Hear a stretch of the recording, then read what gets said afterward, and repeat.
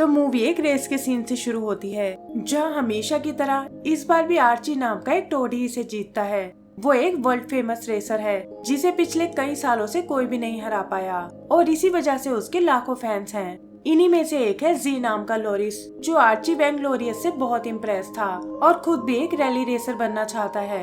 वो पास ही एक loris community में अपनी नानी के साथ रहता था, जहाँ लोरिस का एक फेस्टिवल चल रहा है, लेकिन उसकी रेसिंग के चक्कर में वहाँ बहुत तबाही होती है। सभी लोरिस उससे बहुत नाराज होते हैं, सिवाय एक लड़की के, जिसे जी का स्टाइल बहुत पसंद आया था।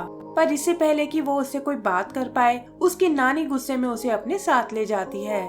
पता चलता है कि जी की मॉम बचपन में ही चल बसी थी और तब से उसकी नानी ने ही उसे पाला है।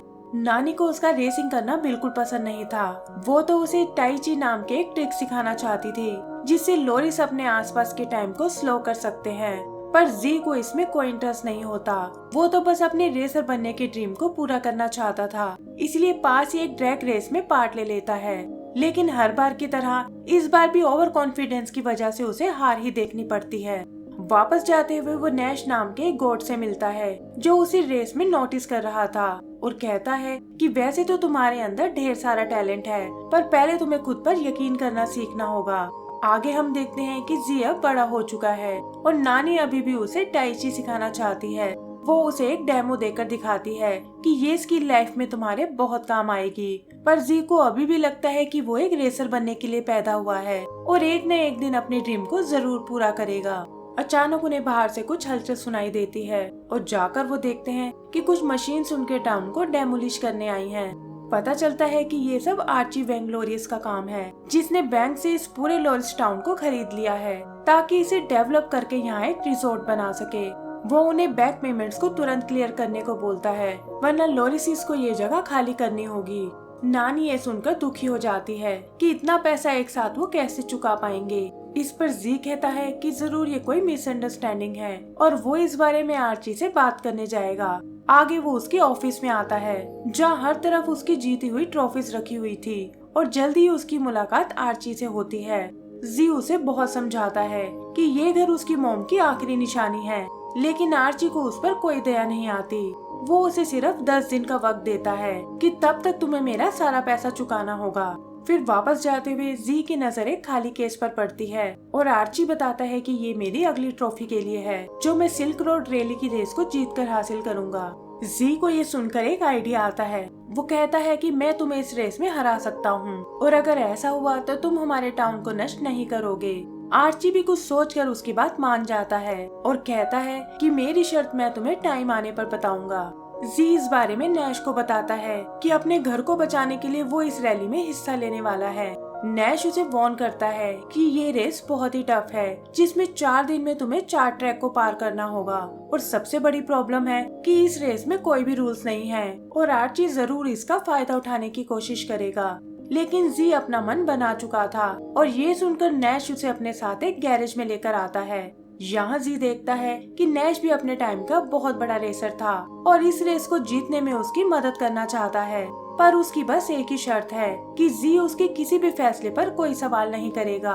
फिर उसके जाते ही नैश अपनी पुरानी फोटोज देखता है, जिसमें जी की मॉम की भी फोटो है और पता चलता है कि वो एक टाइम पर नैश की रेसिंग पार्टनर थी।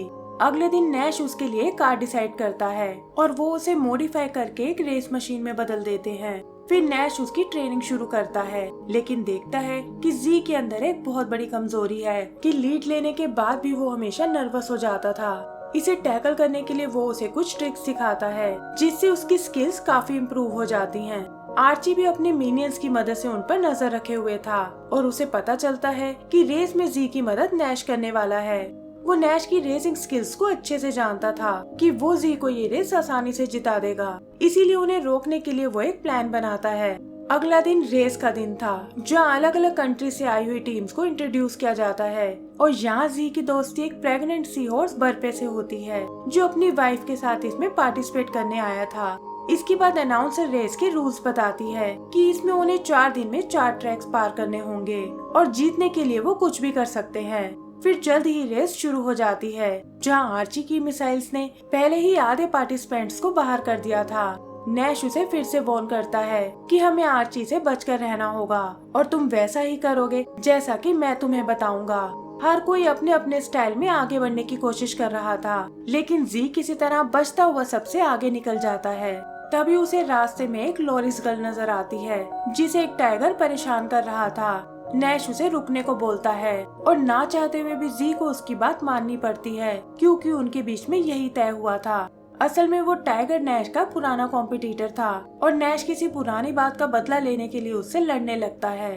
वहीं जी शेल्बी नाम की उस लोरिस गर्ल से मिलता है जिसे पहली नजर में ही वो पसंद करने लगा था, लेकिन इससे पहले कि वो उससे कोई बात कर पाए नैश उसे वापस रेस में चलने को बोलता है। उसके जाते ही शेल्बी आर्ची को कॉल करती है कि तुम्हारा टाइगर नैश को नहीं रोक पाया, और ये सुनकर आर्ची को बहुत गुस्सा आता है। पहला दिन खत्म होने के बाद आर्ची टॉप पोजीशन पर था और जी को मिली थी 6th पोजीशन। वो इसके लिए नैश को ब्लेम करता है कि तुम्हें बीच में नहीं रुकना चाहिए था, लेकिन नैश कहता है कि अभी भी उनके पास 3 दिन बचे हैं और वैसे भी लोग उसकी ड्राइविंग को पसंद कर रहे हैं। रात को वो एक बार फिर शेल्बी से मिलता है और उसे बताता है कि ये रेस वो अपने टाउन को बचाने के लिए कर रहा है। तब शेल्बी बताती है कि बचपन में वो भी उसी टाउन में रहती थी, पर फिर उसकी फैमिली सिटी में मूव हो गई। यहाँ ये भी पता चलता है कि बचपन में वो एक दूसरे से मिल चुके हैं और शेल्बी वही लड़की है जिसे जी का रेसिंग करना बहुत पसंद था।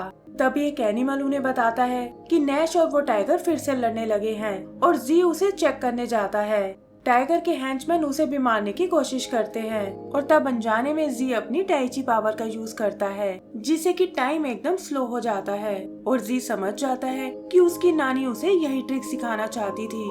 इसकी मदद से वो लोग बच निकलते हैं और शेल्बी ये देखकर जी से बहुत इम्प्रेस होती है। अगले दिन रेस का सेकंड पार्ट शुरू होता है जहां लोग जी को चीयर कर रहे थे और ये बात आर्ची को बिल्कुल पसंद नहीं आती। उसका कॉन्फिडेंस तोड़ने के लिए वो उसे अपनी शर्त बताता है कि अगर तुम हार गए तो तुम्हें हमेशा के लिए मेरा मिनियन बनकर रहना होगा, और जी इसके लिए मान जाता है। आज की रेस एक बर्फीले रेगिस्तान से होकर गुजरनी थी जिसे आर्ची तो किसी तरह पार कर जाता है, लेकिन जी और बाकी टीम्स उस पर फिसलने लगती हैं। तब जी उन सबको एक साथ कोशिश करने को बोलता है जिसमें आखिरकार वो कामयाब हो जाते हैं और उधर ऑडियंस भी ये देखकर जी से बहुत इम्प्रेस होती हैं। वो अब रेस में 3rd पोजीशन पर आ चुका था और उसे उम्मीद थी कि वो ये रेस जरूर जीत जाएगा। उधर आर्ची के डैड उस पर बहुत नाराज होते हैं कि एक रेस के लिए तुमने पूरे टाउन को दांव पर लगा दिया और अगर तुम इसे नहीं जीत पाए तो ये तुम्हारे लिए बिल्कुल अच्छा नहीं होगा। जी और शेल्बी भी एक दूसरे के करीब आने लगे थे, लेकिन फिर शेल्बी को लगा कि जी के इरादे बहुत ही नेक हैं और उसे जी को धोखा नहीं देना चाहिए। पर आर्ची उसे ब्लैकमेल करने लगता है कि तुम्हारे डैड पर झूठे केस मैंने ही लगवाए हैं और उन्हें बचाने के लिए तुम वैसा ही करोगी जैसा कि मैं तुम्हें बताऊंगा। वो जी की कोई कमजोरी ढूंढना चाहता था, लेकिन फिर उसे रियलाइज होता है कि जी की सबसे बड़ी कमजोरी तो शेल्बी ही है और अगर उसे ये पता चल जाए कि शेल्बी मेरे लिए काम करती है तो इससे उसका कॉन्फिडेंस टूट जाएगा। नैश ने भी उन दोनों को एक साथ देख लिया था, पर उसे लगता है कि ये जानकर जी का ध्यान रेस से हट जाएगा, इसीलिए वो उसे इस बारे में कुछ नहीं बताता और न ही आर्ची को उसे बताने देता है। जल्दी ही तीसरे दिन की रेस शुरू होती है जहाँ जी पूरा टाइम सिर्फ शेल्बी के बारे में बात कर रहा था, लेकिन नैश उसकी किसी भी बात का कोई रिस्पॉन्स नहीं देता। जी को लगता है कि शायद वो जेलस फील कर रहा है और गुस्से में वो अपनी कार को बहुत तेज भगाता है। इस बार उसे रेस में 1st पोजीशन मिलती है, लेकिन इससे उसकी गाड़ी पर बहुत बुरा असर पड़ा था। नैश भी उसकी लापरवाही से बहुत नाराज था और गुस्से में उसे उसकी मॉम के बारे में बताता है कि वो भी तुम्हारी तरह एकदम गैर जिम्मेदार ड्राइवर थी जिसकी सजा उसे अपनी जान देकर भुगतनी पड़ी। जी ये सुनकर चौंक जाता है क्योंकि उसे इन सब के बारे में कोई नॉलेज नहीं थी और तभी अचानक उसकी गाड़ी ब्लास्ट हो जाती है। आर्ची ये देखकर बहुत खुश होता है कि अब जी इस रेस में हिस्सा नहीं ले पाएगा और टाउन को भी उसके हाथों से कोई नहीं छीन सकता। वो ये बात जाकर शेल्बी को बताता है कि बिना तुम्हारी मदद के ये सब बिल्कुल पॉसिबल नहीं था, और तभी अचानक वो जी को देखते हैं जो आर्ची से एक और डील करने आया है कि टाउन के बदले वो हमेशा के लिए उसे अपने पास रख ले, लेकिन आर्ची इसके लिए मना कर देता है। फिर वो उसे शेल्बी के बारे में बताता है कि तुम्हें हराने में इसने मेरी बहुत मदद की है। शेल्बी उसे समझाने की बहुत कोशिश करती है, लेकिन जी बिना कुछ सुने वहाँ से चला जाता है। उसे खुद पर बहुत निराशा होती है कि वो चाहकर भी अपने टाउन को नहीं बचा पाया और अब नानी और उसे घर को छोड़कर जाना होगा।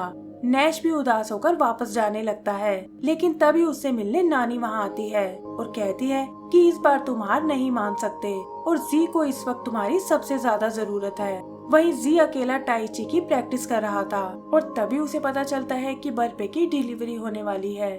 बाकी टीम्स के साथ वो भी उससे मिलने जाता है, जहां सब उसे यकीन दिलाते हैं कि आर्ची को बस तुम ही हरा सकते हो और हम इस काम में तुम्हारी मदद करेंगे। शेल्बी भी वहां आकर उससे माफी मांगती है कि उसे बिल्कुल आइडिया नहीं था कि आर्ची उनके टाउन को हथियाने वाला है और उसे इसकी सजा मिलनी ही चाहिए। फिर वो जी को अपने दिल की बात बताती है कि कैसे वो भी उसे पसंद करती है और जी ये सुनकर बहुत खुश होता है। लेकिन रेस करने के लिए उसके पास अब कोई कार नहीं थी। तब शेल्बी उसे एक नई कार दिखाती है और कहती है कि ये मैंने उस टाइगर से चुराई है। इसके बाद जी नैश के पास जाता है, जहां वो और नानी उसे खुद पर भरोसा रखने को बोलते हैं और जी एक बार फिर रेस करने को तैयार हो जाता है। उधर रेस ऑलरेडी शुरू होने वाली थी, लेकिन जी का अभी तक कोई पता नहीं था और सभी को लगता है कि ना जाने वो कहाँ रह गया। पर फिर भी वो सब अपने प्लान के हिसाब से चलते हैं, जो था आर्ची को घेर कर रखना ताकि जी को आगे निकलने का मौका मिल सके। लेकिन आर्ची अपनी ट्रिक्स की मदद से बच निकलता है और बाकी टीम को क्रैश करा देता है।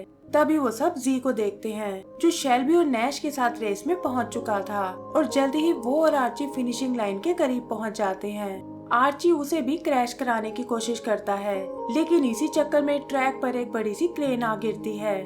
आर्ची किसी तरह उसे निकल जाता है, लेकिन जी के पास आगे बढ़ने का कोई रास्ता नहीं था। ऐसा लगता है जैसे जी अब ये रेस नहीं जीत पाएगा, लेकिन तभी उसे एक आइडिया आता है कि क्यों ना यहाँ अपनी टाइची पावर का यूज किया जाए। ये सोचकर वो तेजी से उस क्रेन की ओर बढ़ता है और उसके ध्यान लगाते ही टाइम स्लो होने लगता है। वो क्रेन पर कार को एक रोलर कोस्टर की तरह चला रहा था और फिनिशिंग लाइन से ठीक पहले आर्ची को क्रॉस कर जाता है।